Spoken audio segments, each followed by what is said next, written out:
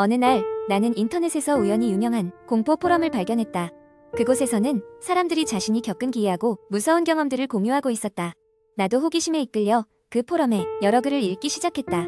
그중 한 글이 특히 내 눈길을 끌었다. 제목은 나와 우리 집을 떠나지 않는 소년이었다.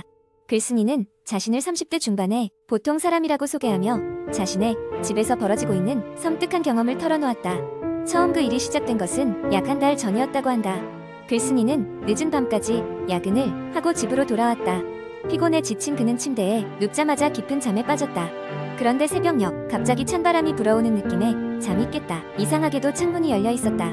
분명 자기도 모르게 창문을 닫는 것을 깜빡했을 수 있다고 생각하며 다시 창문을 닫고 잠을 청했다. 얼마 후 같은 일이 반복되었다. 이번에는 창문뿐만 아니라 거실 불까지 켜져 있었다. 놀란 마음에 집안을 둘러보았지만 침입의 흔적은 없었다. 글쓴이는 점점 이런 일이 잦아지자 혹시 자신이 몽유병이라도 있는 것이 아닌가 의심하기 시작했다.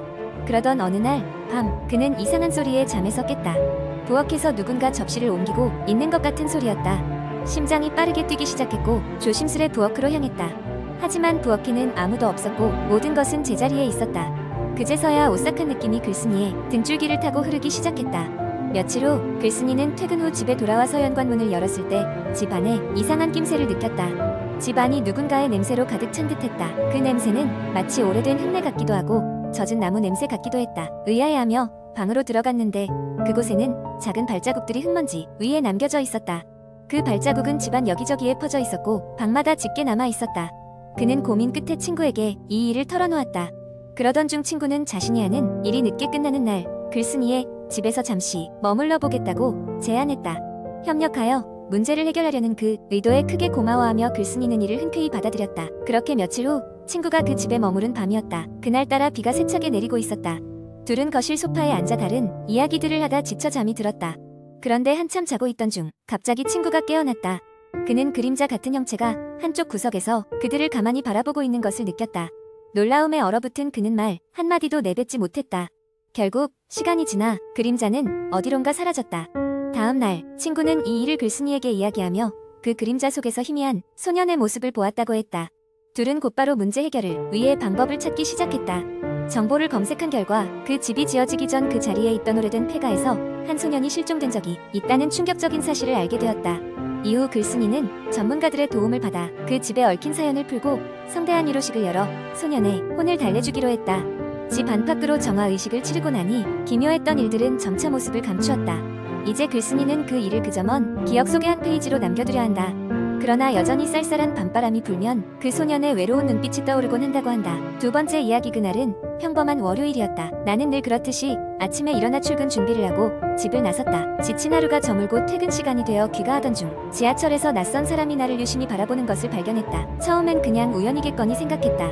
하지만 내가 내릴 역에 그 사람도 따라 내렸다. 순간 소름이 돋았지만 큰일은 아니겠지 싶어 빠른 걸음으로 집으로 향했다. 그런데 그날 밤부터 이상한 일이 일어나기 시작했다. 자정 무렵 휴대폰에 알 수 없는 번호로부터 전화가 왔다.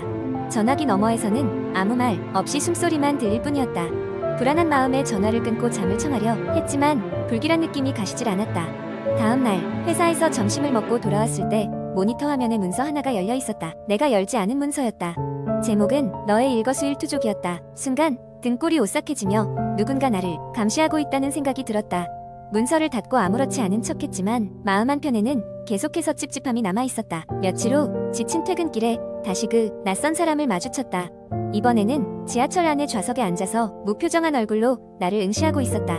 나도 모르게 가슴이 뛰기 시작했고 급하게 다른 칸으로 자리를 옮겨 내릴 준비를 했다. 며칠 동안 그런 일이 반복되자 나는 CCTV를 확인하기로 마음먹었다. 아파트 경비실에 찾아가 부탁하자 경비 아저씨는 흔쾌히 승낙하셨다. 매일 아침과 밤에 내가 출입하는 모습이 찍힌 영상에는 정말 그가 매일매일 내 뒤를 따라오는 모습이 담겨 있었다.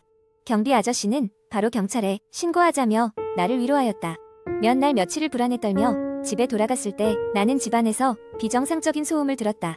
분명히 아무도 없어야 할 집 안에서 누군가의 발소리가 들려왔다. 심장이 멎는 듯한 공포가 몰려왔고 나는 급히 집 밖으로 도망쳐 나왔다.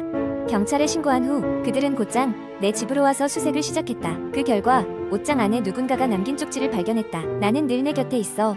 눈치채지 못하면 안 돼. 라는 문구가 적힌 쪽지였다.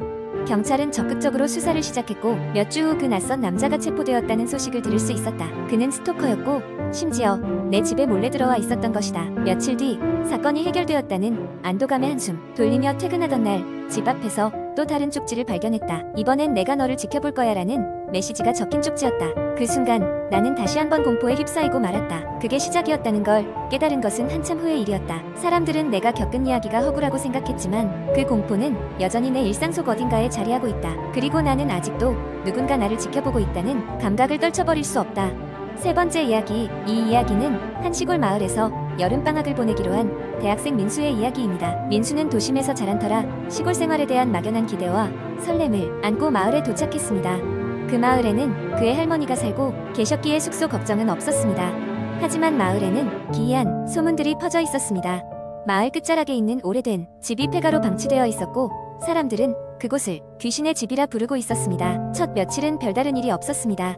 맑은 공기를 마시며 휴식을 취하고 마을 사람들과 친해지며 평화로운 시간을 보냈죠. 그러나 민수는 점차 마을 사람들의 이상한 행동을 눈치채게 되었습니다. 밤이 되면 아무도 밖으로 나가려 하지 않았고 아이들도 저녁 식사 후 곧장 집으로 들어갔습니다. 이유를 묻자 사람들은 그저 웃으며 밤에는 밖에 안전하지 않다 고만 말했습니다. 호기심이 많았던 민수는 마을의 금기를 깨고 밤에 산책을 나갔습니다. 달빛이 희미하게 비추는 마을 거리를 따라 걷다 보니 어느새 그 폐가 앞에 멈춰서게 되었습니다. 창문은 깨져 있었고 집안은 어두컴컴했습니다. 머리카락이 쭉 펴서는 기분을 느끼면서도 민수는 얼어붙은 것처럼 움직일 수가 없었습니다. 그때 갑작스럽게 집 안에서 무언가 작은 소리가 들렸습니다. 속삭임 같기도 하고 아이의 웃음소리 같기도 했습니다. 민수는 순간적으로 발목을 돌려 도망치려 했으나 발이 엉켜 넘어지고 말았습니다. 머리를 부딪힌 듯한 고통에 아찔해졌지만 다행히 크게 다친 것 같지는 않았습니다. 그는 몸을 추스르며 서둘러 할머니 댁으로 돌아왔습니다. 그날 밤은 좀처럼 잠이 오지 않았습니다. 어두운 방 안에서 민수는 창밖을 바라보았습니다. 그때 할머니 방에서 낮은 소리로 이야기를 나누는 소리가 들렸습니다. 민수는 호기심에 조용히 방문을 열고 밖을 내다보았습니다. 할머니는 방에 혼자 계셨지만 누군가와 대화하고 있는 듯했습니다. 그 아이는 아직 여기 있어서는 안 돼. 할머니의 목소리였습니다. 다음날 아침 민수는 어제 일이 꿈이었기를 바랐습니다. 그러나 할머니는 평소와는 다르게 무거운 표정이셨습니다. 마침내 민수는 할머니에게 어젯밤 그 집에 대해 물었습니다. 할머니는 잠시 망설이시더니 이내 심각한 표정으로 이야기를 시작하셨습니다. 옛날 그 집에는 한 가족이 살았다고 했습니다. 하지만 어느 날 그 집에서 불이 났고 가족거의 전원이 불행한 사고로 목숨을 잃었다는 것이었습니다. 그 후로 마을 사람들은 밤마다 그 집에서 아이의 울음소리와 웃음소리를 들었고 가끔은 희미하게 창문에 서 있는 아이의 모습을 보았다고 합니다. 그래서 사람들은 그곳을 기피하게 되었고 아이의 영혼이 남아있어서라고 믿었죠.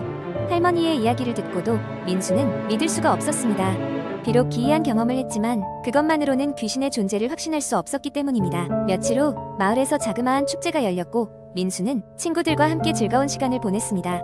그러나 축제가 끝난 후 민수는 다시 그 집에 대한 궁금증을 억누를 수가 없었습니다. 이번에는 친구들과 함께 가보기로 했습니다. 자신만만하던 친구들도 막상 그 집 앞에 서니 불안한 표정을 숨길 수가 없었습니다. 한 친구가 용기를 내어 휴대폰 플래시를 켰습니다. 집안을 비추자 먼지와 거미줄이 가득한 낡은 내부가 드러났습니다. 그때 신기루처럼 희미하게 무언가가 스친 듯한 착각이 들었습니다. 마치 아이의 손이 벽을 긁고 지나가는 듯한 느낌이었습니다. 모두 섬뜩해져서 그곳을 빠져나왔지만 이상하게도 누구 하나 확실히 본 것은 없었습니다. 결국 그날 밤 민수는 결심했습니다. 이 수수께끼를 해결하지 않고는 마을을 떠날 수 없었습니다. 자정이 넘자 민수는 다시 그 집을 찾았고 밖에서 긴장 속에 망설이던 끝에 문을 열고 안으로 들어갔습니다. 귀에는 심장 소리만이 들려왔고 침묵은 더할 나위 없이 무거웠습니다. 갑자기 차갑게 식은 바람이 민수의 주위를 휩쓸었습니다. 그리고 이상하게도 뭔가 다정한 속삭임이 들렸습니다. 집에 가자 민수는 다시 한번 겁을 먹었지만 그 순간 창문 너머로 동이 트기 시작하는 것을 보았습니다. 한 줄기 빛이 그의 얼굴을 비추자 그제서야 공포가 조금씩 가시기 시작했습니다. 결국 그 후로 민수는 다시 그 집을 가지 않았고 얼마 후 여름방학이 끝나며 마을을 떠났습니다. 이후 그 집이 어떻게 되었는지는 알 수 없지만 그는 두 번 다시 밤에 그 마을을 산책하지 않았습니다. 그저 할머니의 말씀처럼 누군가에겐 아직 머물 곳이 아니었던 것 같습니다. 이 이야기는 사실인지 아닌지 모릅니다. 다만 여름날 밤 시골 마을의 어딘가에서는 아직도 그런 이야기가 전해지고 있을지도 모릅니다.